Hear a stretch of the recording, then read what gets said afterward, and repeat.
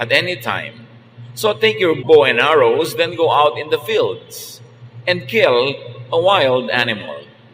Cook some of the tasty food that I love so much and bring it to me. I want to eat it at once and give you my blessing before I die. So itong si Isaac ay isang bunga rin ng napakagulong pamilya dahil meron siyang half-brother na naging kaagaw niya sa maraming mga bagay at lumaki sila na laging merong ganong mga selosan sa pamilya. At siya man, itong si Isaac, ay inulit ang nangyari sa kanyang pamilyang kinalakihan. Meron na naman siyang paborito. At ang paborito niya ay ang kanyang panganay na anak na si Esau, na ayon sa kaugalian ay siyang tatanggap ng pagpapala at malaking-malaking mana mula sa ama imbes na yung ibang kapatid. At sa kanyang katandaan, sabi niya ay malapit na akong sumakabilang buhay, bago man lang mangyari yun ay manghuli ka ng hayop na lutuin mo ayon sa putahe na gustong-gusto ko, at pagkatapos kong kainin yon, ay bibigyan kita ng pagpapalang hinihintay mo, at ready na akong mamatay. So, a son's most coveted treasure is the father's blessing. At dapat nating unawain na sa sinaunang Israel, sa kanilang kultura, itong practice ng pagbibigay ng blessing sa isang anak, lalo sa panganay na anak, gave some social order. Nagkakaroon ng kaayusan ng lipunan dahil kung may kabuhayan ng isang pamilya, hindi nagkakahati-hati sa 8, 9, 10 anak na tigay isang dakal na lupa na lang tuloy natira sa kanila. Napupunta ito sa panganay. At yung mga ibang kapatid ay aasa na lang, tutulong at mangangamuhan sa kanilang pinakamatandang kapatid para yung property ay buo at hindi magkawatak-watak. So there was some social order because of the Israelites. Property was everything. Real estate was everything to them. Hanggang ngayon, sa mga lugar na yan, ay pinagbabakbakan pa ang property, ang real estate. But the same social order also gave family chaos. Kung paano napaayos ang panglabas na lipunan, doon naman nagkakagulo ang pangloob ng mga pamilya dahil nagkakaroon mga hidwaan, mga selosan, at agaw-agawan. So, handa na ang tatay na ibigay ang blessing sa kanyang panganay na anak. Maibigay lang yung gusto niyang kainin. Genesis 27, 5-10, Rebekah, the wife of Isaac, had been listening, and as soon as Esau left to go hunting, she said to Jacob, sa kanya naman paboritong anak na nakakabatang kapatid nitong si Esau, I heard your father tell Esau to kill a wild animal and cook some tasty food for your father before he dies. Your father said this because he wants to bless your brother with the Lord as his witness. Now, my son, listen carefully to what I want you to do. Go and kill 2 of your best young goats and bring them to me. I'll cook the tasty food that your father loves so much. Then you can take it to him so he can eat it and give you his blessing before he dies. Itong sariling ina ni Esau na panganay, narinig yung nagaganap na usapan between the father and the panganay son.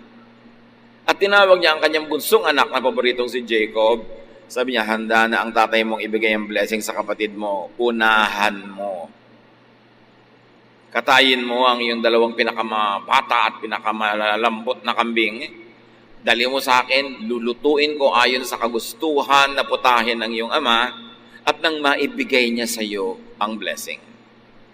So father had his favorite, mother has her own favorite.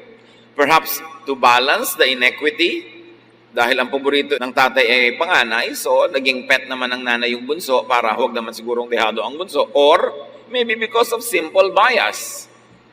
Kasi ang hilig nitong si bunso, kamukha ng nanay, lagi nasa bahay, nagluluto, nag-aayos doon. At ang hilig ni panganay, yung gusto ng tatay, lagi nasa labas, nag-hunting. Magkaiba ng hilig yung magkapatid na umayo naman sa magkaibang hilig ng kanilang ama at ina. So you can imagine the division, the competition, the stress and tension within this family. Lagi na lamang merong pagkakumpara, paghahambing, at pag-uunahan. Genesis 27:11-13. My brother Esau is a hairy man, Jacob reminded her, and I am not. If my father touches me and realizes that I am trying to trick him, he will put a curse on me instead of giving me a blessing. Rebekah insisted, let his curse fall on me. Just do what I say and bring me the meat.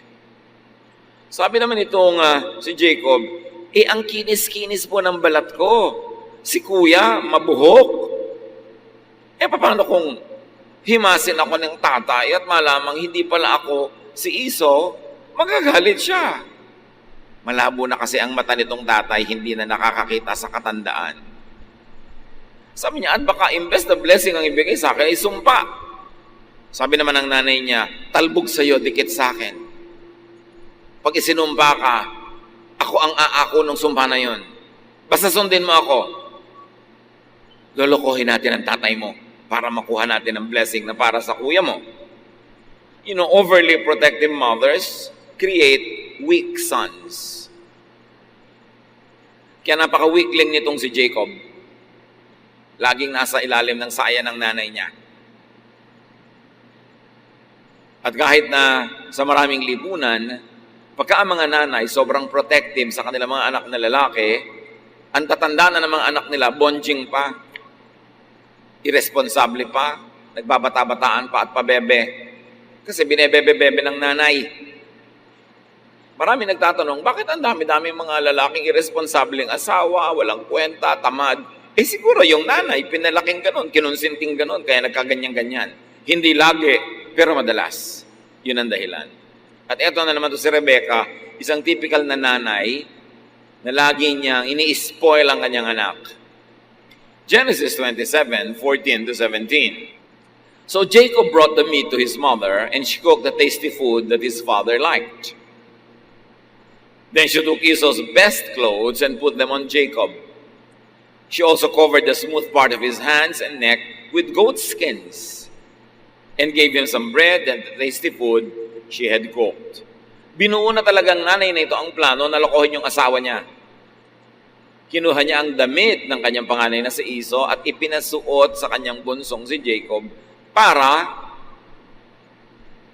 pag inamoy-amoy ng tatay yung damit, ang maamoy ay yung amoy ni Esau. At yung makinis na balat, no problem. Balutin natin ang balat ng kambing na mabuhok para kung sakaling mahipo ang yung bisig, ay makita, ay balbon pala, ito nga talaga si Esau. At napaka-linaw na lesson dito mga kapatid, that children could deceive their parents just to have ill-gotten blessings.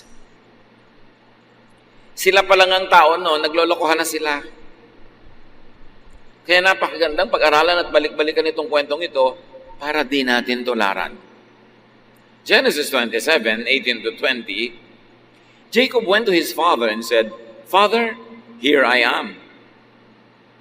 Which of my sons are you? His father asked. Jacob replied, I am Esau, your firstborn. And I have done what you told me. Please sit up and eat the meat I have brought. Then you can give me your blessing. Isaac asked, My son, how did you find an animal so quickly? The Lord your God was kind to me, Jacob answered. Eto na po ako, dala ko na ang pagkain. Sabi, ang bilis-bilis mo namang nakapag-hunting. Sa sandali pa lang ang dumaan na panahon. Sabi niya, binless po ako ng Diyos. Deception needs the cover of more lies. May number one lie sila na siya si Esau. So may lie pa uli na costume, may lie pa uli na pagsisinungaling. And you see that even these people could use and misuse and abuse the name of God. Isinangkot pa ang Diyos sa kanilang panlilinlang. Genesis 27:21-29. My son, Isaac said, come closer where I can touch you and find out if you really are Esau. Jacob went closer. His father touched him and said, You sound like Jacob, but your hands feel hairy like Esau's. And so Isaac blessed Jacob, thinking he was Esau. Nagdududa na nga yung tatay, sabi, ang boses, pang kay Jacob. Halika nga at mahipo ko ang iyong balat.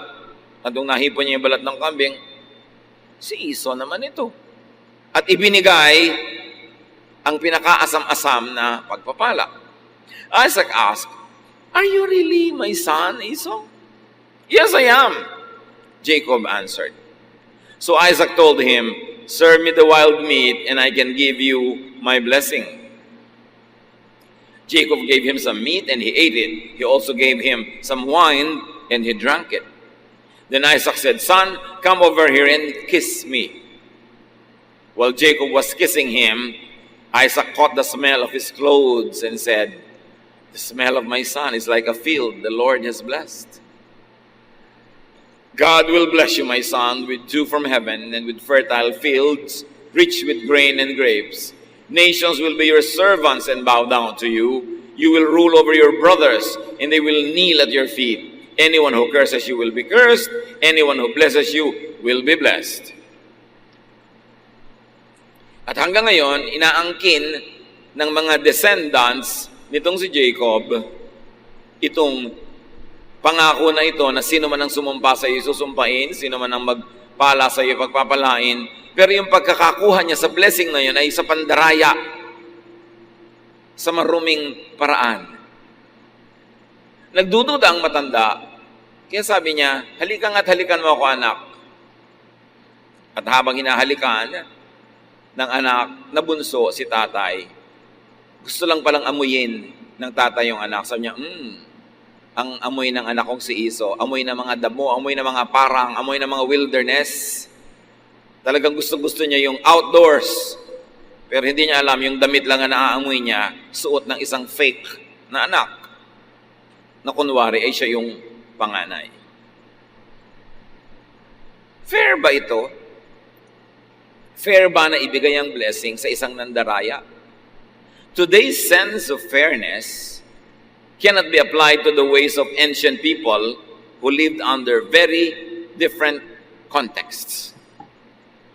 Hindi pwedeng i-apply natin ang mga values, sensibilities, pag-iisip natin ngayon sa mga naganap sa mga buhay sa taong napakatagal na sa malayong oras at panahon at lugar na buhay sa ibang-ibang konteksto at mga kapaligiran.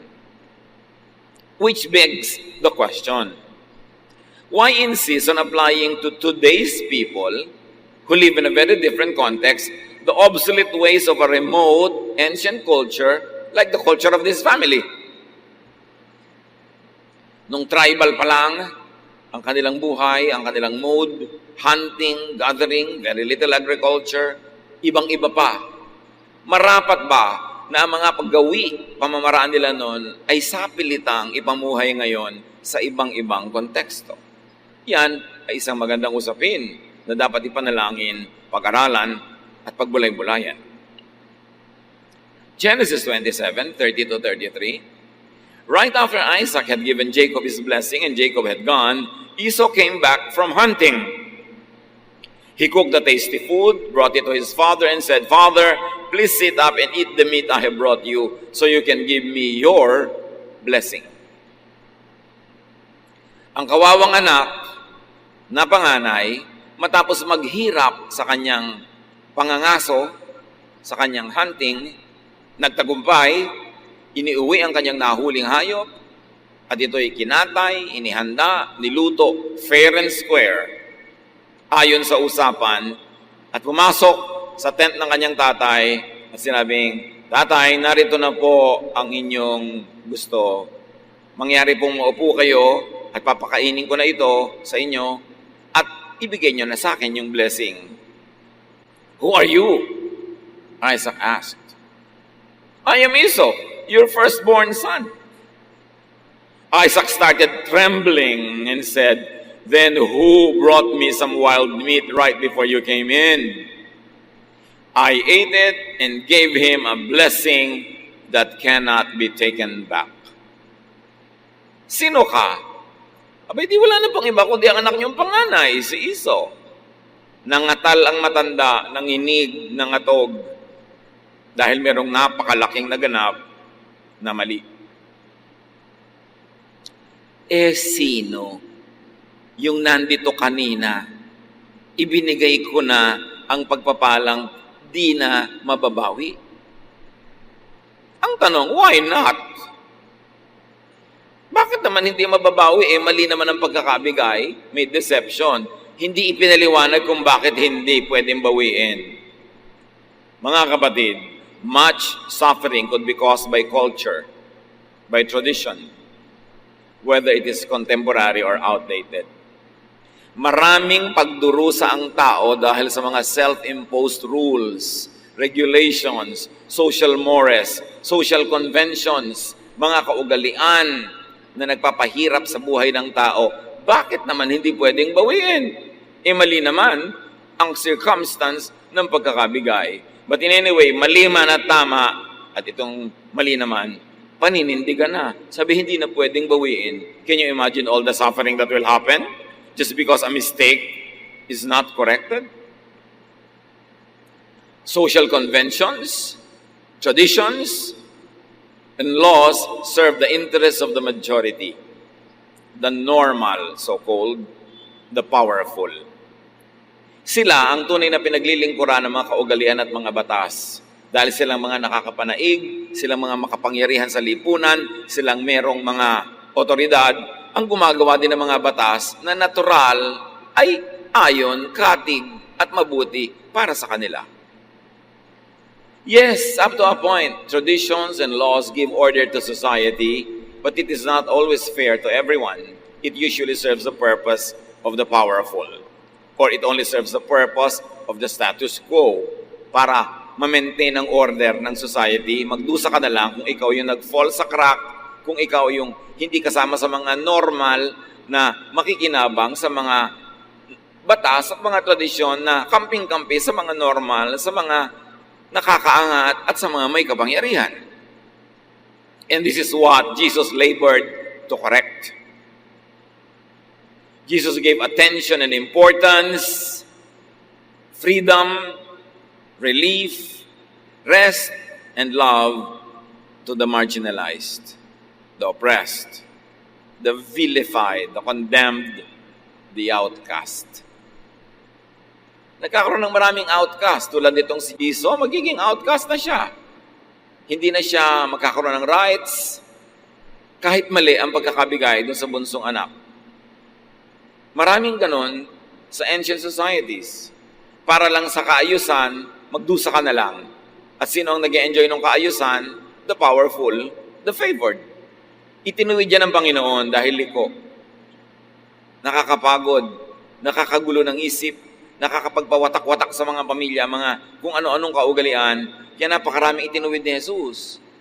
Mga batas na, institusyon, tradisyon ng Israel, pero yung mga yan ay itinuwid ni Jesus para sa ikabubuti ng napakaraming tao na napag-iiwanan, nakakawawa, naaapi ng sistema. But that's already moving fast forward. Going back to this family, Genesis 27:34 to 35. Esau cried loudly and begged, "Father, give me a blessing too." Isaac answered, "Your brother tricked me and stole your blessing." Bigyan niyo rin po ako ng pagpapala. Iniloko ako ng kapatid mo. Ninakaw na ang pagpapalang para sa iyo. Ang binlame na naman nitong tatay, hindi yung sarili niya, na makakain lang, hindi na nagsiyasat. Nagdududa na nga, hindi pa nagsiyasat ng husto dahil nang ibabaw sa kanya yung kanyang appetite at gusto niyang kumain. Ang sinisi, yung anak. Pinalaki kasi siyang spoiled ng kanyang sariling ina. Kaya ngayon, hindi siya marunong mag-take ng responsibility kahit matanda na siya. Ang binlame niya, yung anak. How about parental responsibility? Sa mga ganong uri ba ng ugali, asal at panloloko ng yung anak ay laging siya lang na may kasalanan o malaki ang pananagutan ng magulang? Sabi nga ni Balagtas, ang dapat magturong tamad na magulang ay hindi nagturo. Genesis 27:36-38. Esau replied, "My brother deserves the name Jacob because he has already cheated me twice." Sabi niya, not once, but twice. The first time he cheated me out of my rights as a firstborn son, and now he has cheated me out of my blessing. Then Esau asked his father, "Don't you still have any blessing left for me?" Talaga bang wala nang natira kayong pagpapala para sa akin? "My son," Isaac answered, "I have made Jacob the ruler over you and your brothers, and all of you will be his servants. I have also promised him all the grain and grapes that he needs. There's nothing left I can do for you." Anong klase namang magulang yun sasabihin sa anak? Wala akong magagawa, anak. Kahit alam na niyang mali ang nangyaring transaksyon. So humihingi yung anak ng kahit man lang katiting at natira at tira-tirahang blessing. The father gave the opposite. Sabi niya, magiging alipin ka ng iyong kapatid. Sa kanya mapupunta ang lahat ng mga biyaya. "Father," Esau asked, "don't you have more than one blessing? You can surely give me a blessing too." Then Esau started crying again. Esau was not asking for his brother to be disinherited. He was just asking for an extra blessing. Genesis 27:39-40. So his father said, "Your home will be far from that fertile land, where dew comes down from the heavens. You will live by the power of your sword and be your brother's slave. But when you decide to be free, you will break loose." Jacob makes it worse. Parents could will and cause their own child's doom. Pag hindi itinutuwid ng magulang ang isang mali, at nasa kamalian na yan ay may nagdurusa siyang anak, siya na ang may malaking kagagawan at pananagutan sa ikapaririwara at ikasasama ng buhay ng anak. Pinaninindigan niya, pati mali. Dapat sana ituwid niya yon. Genesis 27:41, Esau hated his brother Jacob because he had stolen the blessing that was supposed to be his. So he said to himself, "Just as soon as my father dies, I'll kill Jacob." Nakita niyo ang bunga? Namuhi si Esau sa kanyang kapatid na kung itinuwid lang ng tatay at pinirosahan yung ng lokong anak, hindi mamumuhi itong isa. Alam nyo, nakakamuhian ka lang naman pagka hindi ka nako-correct. Kaya yung mga anak natin, mga bata, mga apo, na saksakan ng likot, saksakan ng sutil, saksakan ng pasaway, nakakainisan nyo ng iba. Lalo't hindi nyo itinutuwid. Nambabasag na, nananagasa, ang gulo-gulo, ang ingay-ingay, nangaabala, hindi nyo pa sinasaway, maiinis sa kanya ang lahat ng tao. Pero subukan nyo, sabukain ng isang beses yung batang yan. Sasabihin pa ng mga iba, kawawa naman yung bata. Kasi naaawa naman sila dahil sinabuka mo.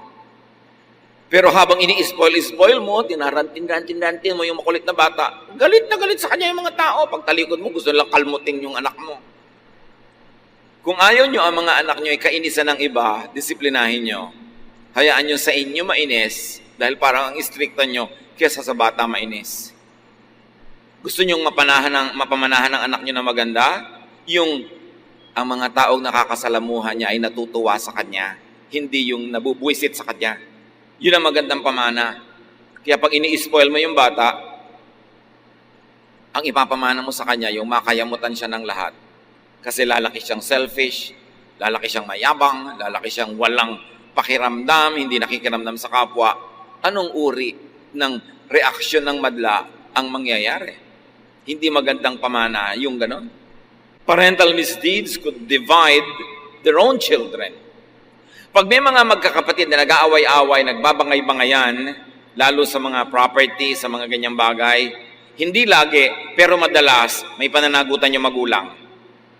Nagkanya-kanya sigurong pet, nagkanya-kanyang favorite, nagkanya-kanya ng uri ng unfairness doon sa hindi paborito. Ang bunga tuloy, hindi nagmamahalan yung magkakapatid, sila naghihidwaan dahil yung hindi pantay na pamamalakad ng mga magulang nila ang nagturo sa kanila to preserve themselves and to attack the brother or the sister. Parental misdeeds could cause and perpetuate sibling rivalry and distort and destroy their child's personality. Hindi ako magsasawa na balik-balikan ang mga katuruan na ito. Sa dami na ng nakita kong tao na tumanda na lang at lahat, wasak ang kalooban, basag ang puso, lusaw ang utak kasi lumaki sila na hindi nila naramdaman na minahal sila o kaya ay hindi fair ang pagtanaw ng mga magulang. Akala nyo ba ang mga bata, kung unfair kayo? Paborito nyo si A? Akala nyo ba hindi ramdam yun ni B? Akala ba natin ang mga bata hindi matatalino? Ramdam na ramdam nila yun. Alam na alam nila yan. Binigyan sila ng kalikasan ng capacity to survive. So naturally, they know how to survive. They will sense who their friends are and they will sense who their enemies are at young age. At napakahirap na ang tanda-tanda na hindi pa makarecover dahil sa maling pagpapalaki ng magulang. Genesis 27:42-45.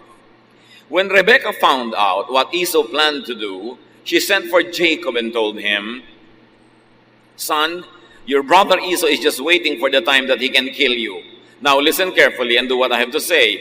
Go to the home of my brother Laban in Haran and stay with him for a while. When Esau stops being angry and forgets what you have done to him, I'll send for you to come home. Why should I lose both of you, my sons, on the same day?" Ito namang nanay na ito, ang magaling na ina. Nung nalaman niya na yung panganay niya ay gustong patayin yung bunso, sa halip na sabihin niya sa bunso niya, ay, mag-sorry ka sa kuya mo, halika i-correct natin ang mga bagay-bagay para hindi maging kriminal ang kuya mo, para hindi ka mapatay. Aba, ang sabi pa, magtago ka muna. Nag-text siguro sa kanya, Mami, anong gagawin ko? Magtago ka muna. Bala kang patayin ang kuya mo. Huwag kang papakita. Huwag kang sisipot. Sabi niya, kahit na malayo ka sa akin, sinbali na. Pag nalang humupa ang galit ng kuya mo, tsaka ka bumalik, bakit kailangang mawala kayo sa buhay ko ng sabay? Kasi alam niya, nawala na si Esau dahil sa kanilang pandaraya.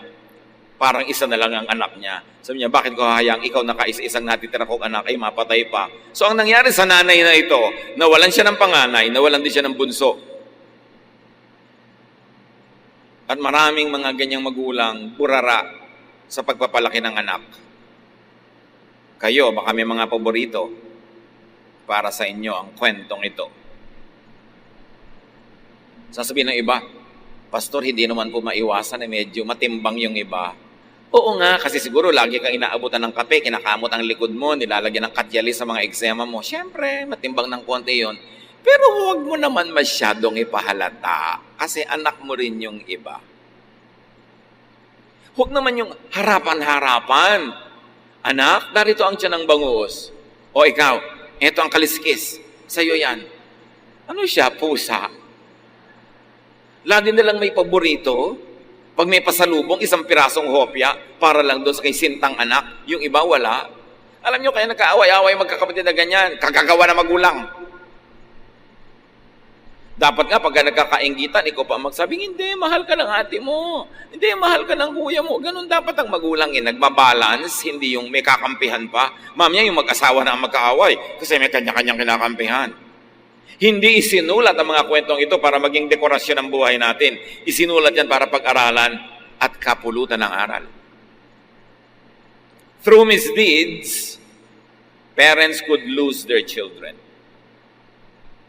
Napapariwara, nawawalay, may nakukulong pa, may napapatay, may nakakapatay, na hindi sana dapat mangyari o minimized lang dapat yung mga ganon kung pinalaki ng tama. Anong kinalaman nito sa topic natin na more than one blessing to pay your most natural debt, which is love? Bakit kasi hindi nalang itinuwid yung mali? At bakit hindi hinati ang pagmamahal at pag-ibig? Dahil sa tradisyon? Dahil sa kaugalian? Itutuloy mo pa rin yan kahit hindi maganda ang resulta sa iyong buhay, kahit na naghahati sa iyong pamilya, kahit na unjust? Ang mga tunay na anak ng Diyos ay dapat mag-isip. Kaya maraming tradisyon ng Israel, itinuwid ni Jesus, kahit Sabbath. Sabi niya, kung nakakabuti sa inyo magtrabaho sa Sabbath, di magtrabaho kayo, why follow the law to the letter to the point that you are oppressed? Sabi niya, Sabbath was made for man, not man for the Sabbath. Romans 13, 8-14, let love be your debt. If you love others, you have done all that the law demands. Can you imagine Paul interpreting all the laws of Israel? Sabi niya, alam nyo, ang tanging utang nyo lang sa kapwa, ang utang na ibigin siya at mahalin.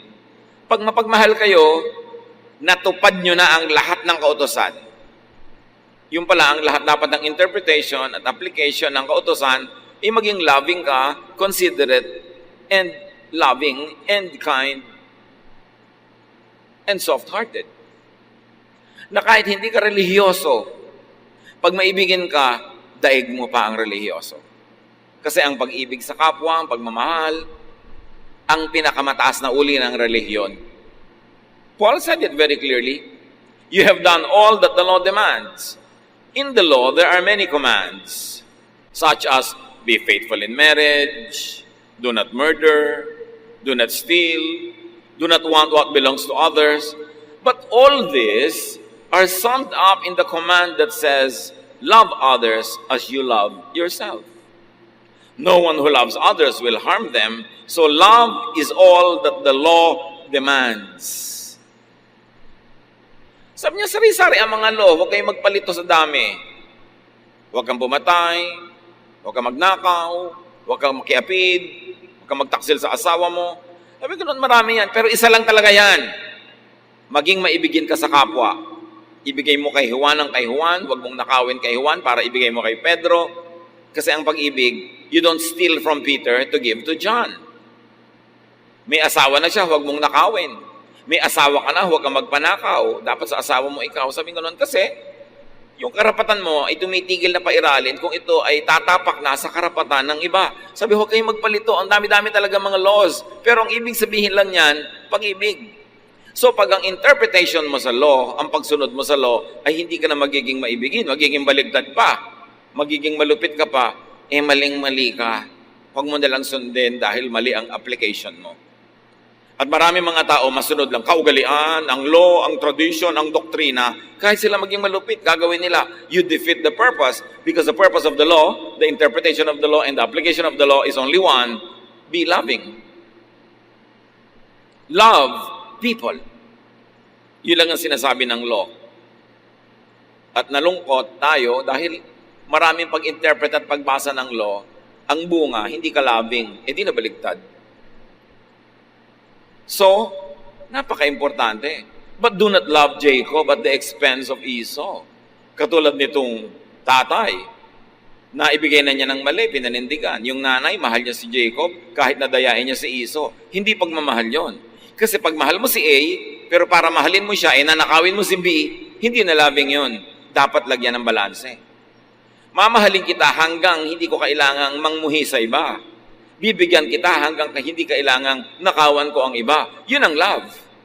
Hindi yung love kita, let's hate the others at tayo nilang mag-enjoy sa buhay.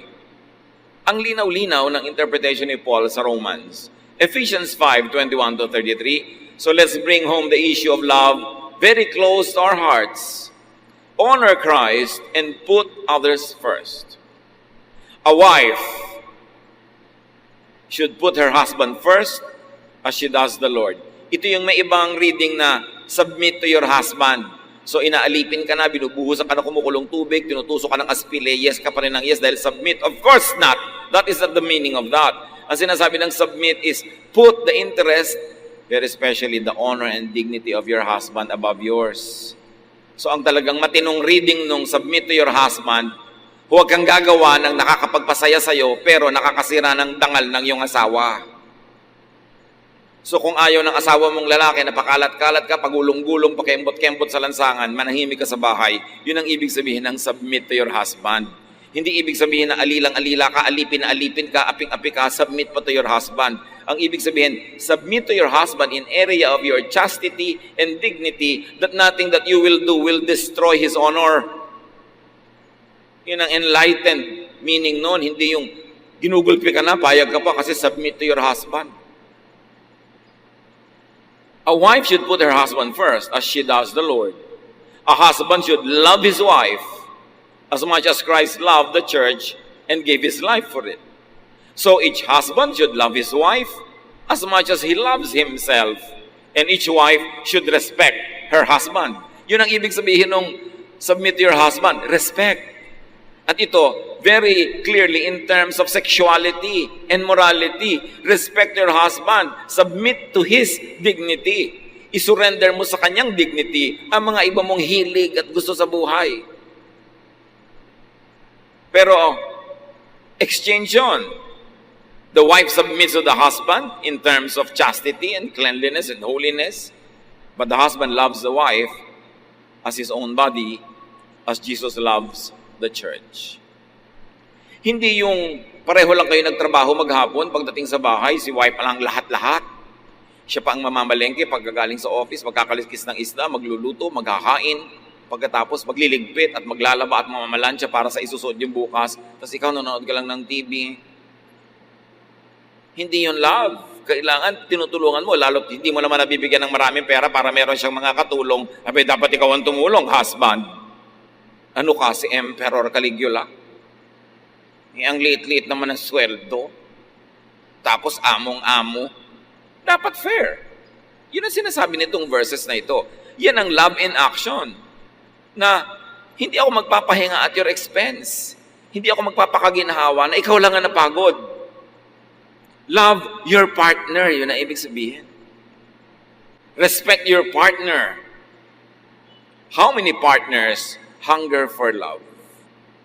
Gaano karaming wives or sometimes husbands ang may mga lihim na kinikimkim na sama ng loob at hinanakit kasi ang feeling nila hindi sila minamahal enough. Hindi naaalala ka nila mga birthday. Yung ba namang wife mo birthday, reregaluhan mo ng rice cooker. Pagkain mo rin ang lulutuin niya doon sa rice cooker na yon. Dapat pagkaregalo kay wife pang personal, hindi vacuum cleaner.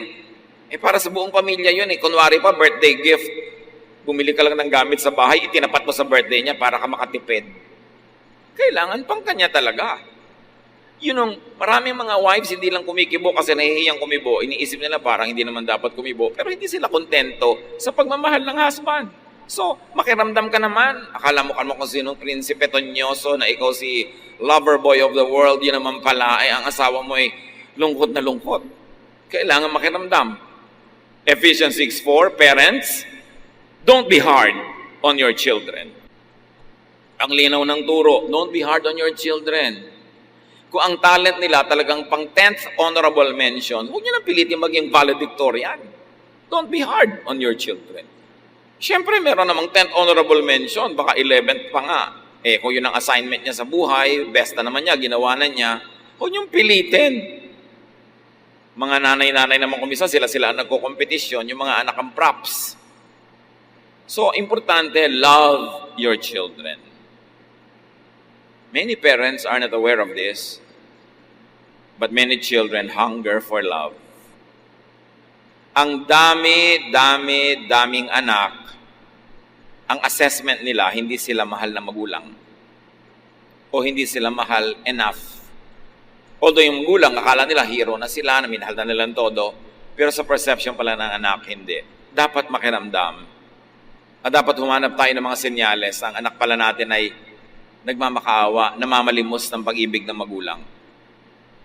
Exodus 20, verse 12. Respect your father and your mother, and you will live long in the land that I am giving you.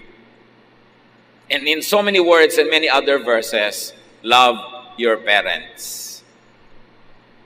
Children, love your parents. Para yung first half of our lives, our parents are the ones doing the loving most of the time. Pero dapat yung second half of our lives, we are doing the loving. Nagpapalit ng role ang anak at magulang. Habang bata pa ang magulang, siya ang nagmamahal ng todo-todo sa anak. At pag tumanda na yung magulang, yung anak naman ang nagmamahal ng todo-todo sa kanya magulang. Gaano karaming magulang ang hindi lang kumikibo, pero sa kanilang panukat, hindi sapat ang pagmamahal sa kanila ng kanilang anak. hindi sapat ang pagpaparamdam at pagpapakita, lalo't nagkaroon na ng asawa at sarili ring mga anak, halos ay malimot ang magulang.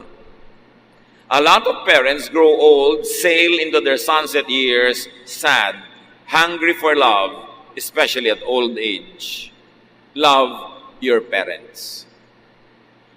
That is a very clear teaching of Scripture. Huwag makalimot. Di lang dahil may sarili ka ng asawa at mga anak, ay ipapaisang tabi mo na ang iyong role to love your parents. Lalo ko ang magulang nyo'y nabawasan na, so makabilang buhay ng isa na lang yun natira. Mas sensitive yun, mas malulungkutin, mas maramdamin. Kailangan mas dadagdagan ang ating pagpapatunay at pagpaparamdam ng ating pag-ibig. Matthew 5:43-48. You have heard people say, love your neighbors and hate your enemies. But I tell you, love your enemies and pray for anyone who mistreats you. Then you will be acting like your Father in heaven. He makes the sun rise on both good and bad people, and He sends rain both for the ones who do right and for the ones who do wrong. If you love only those people who love you, will God reward you for that? Even tax collectors love their friends. Even bad people love their friends. If you greet only your friends, what's so great about that? Don't even unbelievers do that? But you must always act like your Father in heaven. Pag sinabi kasi sa Bible nung araw na tax collector, ibig sabihin sinner or bad, it doesn't follow ngayon na yun ay ganun din. Maraming tax collectors na honest. Pero ang ibig sabihin ng original language na yan ay bad. So sabi, kung masamang tao nga maibigin sa mga nagmamahal sa kanila, edi kung ang mahal mo lang yung nagmamahal sa'yo, walang kang pinagkaiba. Pero dahil anak ka ng Diyos, dapat nahigitan mo yung ginagawa ng mga karaniwang tao. Yung kaaway mo, mahalin mo rin. Nakita nyo, love your neighbors. At extreme pa nga love your enemies. Mga kapatid, if the Bible tells us that we should love our enemies, what is your excuse not to love your parent, your child, your brother, your sister? Kahit nga enemy, pinapalove di lalo naman yung ating mga kapamilya. Utos at privilege. Give people what you owe.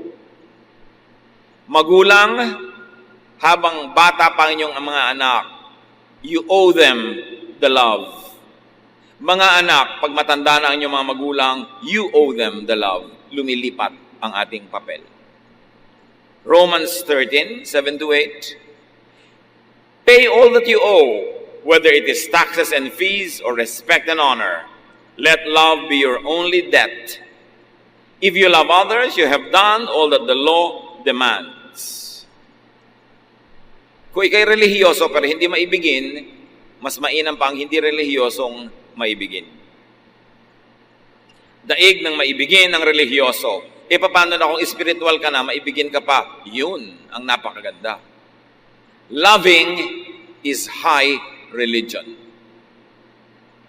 Mark 12:31, the second most important commandment says, love others as much as you love yourself. No other commandment is more important than this. No other religious doctrine or practice is more important. Love is duty and privilege.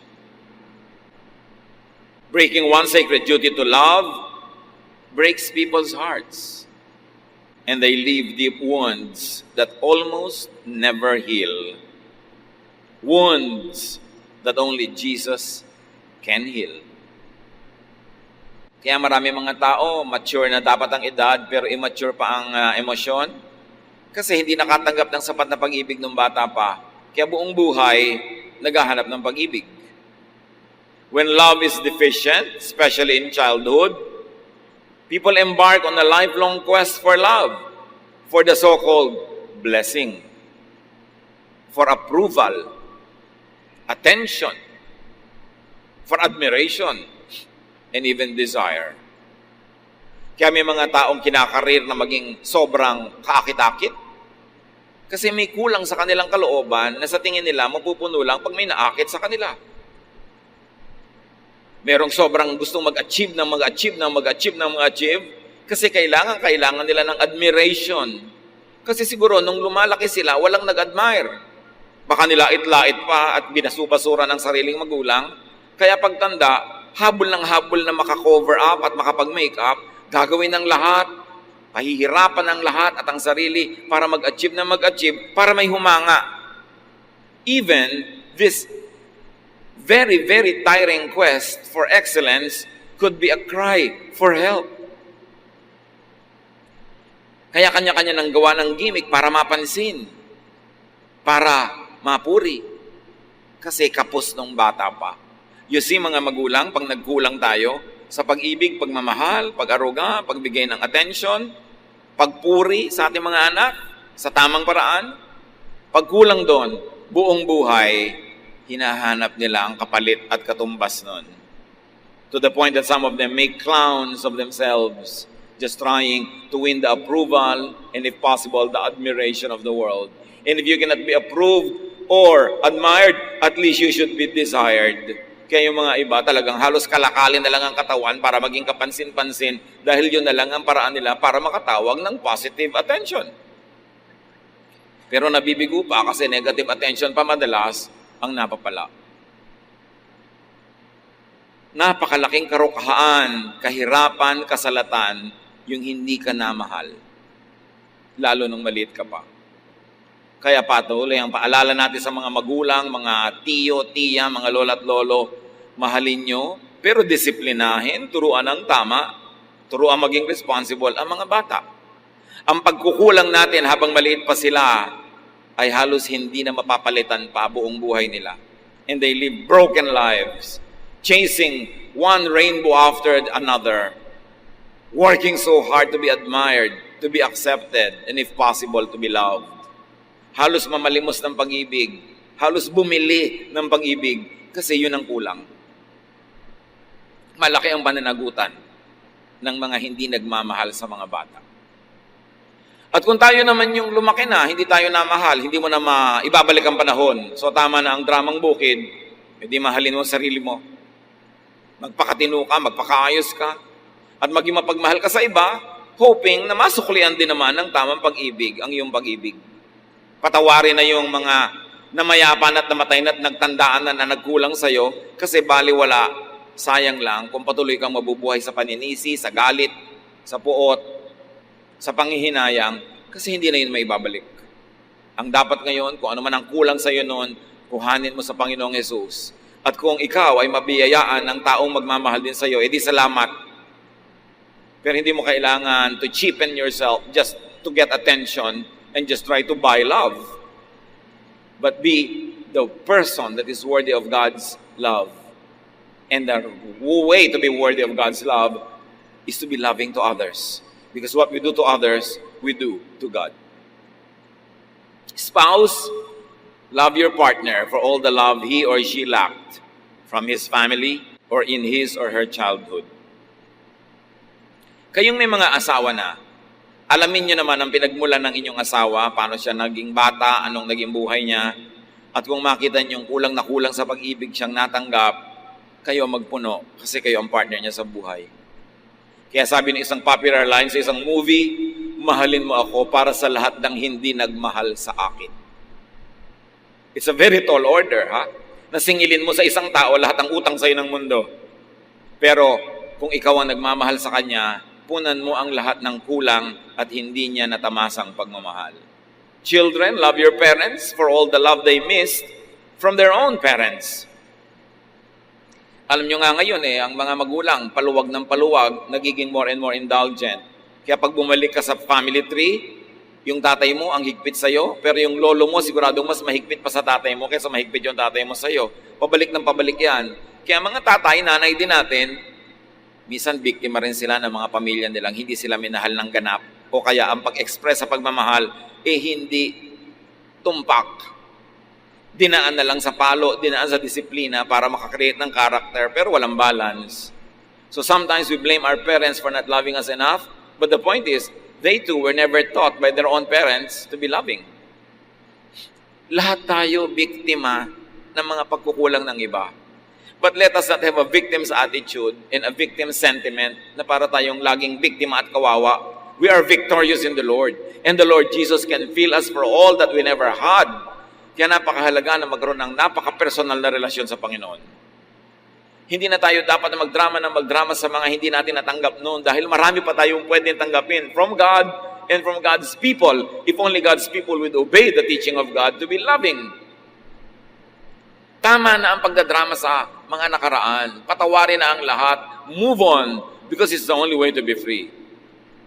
Parents, love your children for all others who will not love them. Ang isa sa mga pinaka-bumabasag sa puso ng magulang ay yung anak mong pinalaki, minahal, magkakaroon ng asawang pabaya, magtataksil sa kanya, aabusuhin siya, kakawawain siya. Ang sakit sa magulang nun. Kaya mahalin nyo na ang inyong mga anak kahit wala pa silang mga asawa dahil hindi tayo nakakatiyak na mamahalin talaga sila ng papakasalan nila. Siyempre, sa wedding day, nagmamahalan niya, nagsusubuan ng cake. Mamaya, nagsasampalan ng cake yan. Pagdating ng panahon, kung may cake pa, baka yung patungan na lang ng cake ang ihagis. Ang mga sweetie-sweetie pie, loving-loving na mga sumpaan sa kasalan. Nawa, matupad. Sabi nga ng mga bata, good luck na lang. Kaya dapat, mahalin natin ang mahalin habang nasa poder natin. Kasi pag pinawalan na natin, hindi natin nakakatiyak tayo na mamahalin nga sila ng iba. Nung pagtitiwalaan nila. Love your brother and sister for the others who will not love him or her. Sabi ni Esau, Father, do you have only one blessing? Ang ganda ng tanong. Ang liit-liit ba ng puso nyo na wala ng ibang laman para na lang kay Jacob? God gives you a heart that is more than big enough to love more. Pag ang puso natin ay nakasuko sa Diyos, pinapalaki ng Diyos para maraming magkasyang pag-ibig, na kahit mahal mo yung nanay mo, meron pa rin enough para sa tatay mo, meron pa rin para sa kapatid mo, para sa asawa mo, para sa anak mo. Hindi yung nung nag-asawa ka, yung asawa mo na lang minahal mo, nilimot mo na yung magulang. Our heart, when submitted to God, is big enough to love everybody that we should love. And you should not steal from Peter to give to John. Huwag niyong mamahalin ang nanay niyo at the expense of your asawa. Huwag niyo rin mamahalin yung asawa niyo at the expense of your nanay. May kanya-kanyang assignment na pag-ibig yan. At kung aata-ataduhin natin yan at bibigyan ng kanya-kanyang parte, lahat yan ay sapat. Dapat marunong ka lang magplano at marunong ka mag-isip. Hindi isa lang o dalawa lang ang minamahal sa buhay. Malaki ang puso ng mga anak ng Diyos. Kaya natin mahalin kahit pa nga kaaway. Kung talagang susurrender tayo sa Diyos, yung pansarili mong magulang ang makalimutan mong mahalin. You have more than one blessing. You have more than one love. Multiply love. And you can give more love to more people. Mga anak ng Diyos, love more. Open your heart to receive more love and then meet your Maker. Dear God, we thank you that you are loving. We thank you that you are kind. We thank you that you are good. Salamat sa inyong pag-ibig. To the victims and sufferers of love deficiency, marami niyan. Forgive those that did not love you enough. Receive the love of God through Jesus. Balance your life by doing the loving, by giving love. Kung kulang ang pag-ibig na tinanggap nyo, maghiganti kayo sa mundo, mas ibigin nyo ang marami.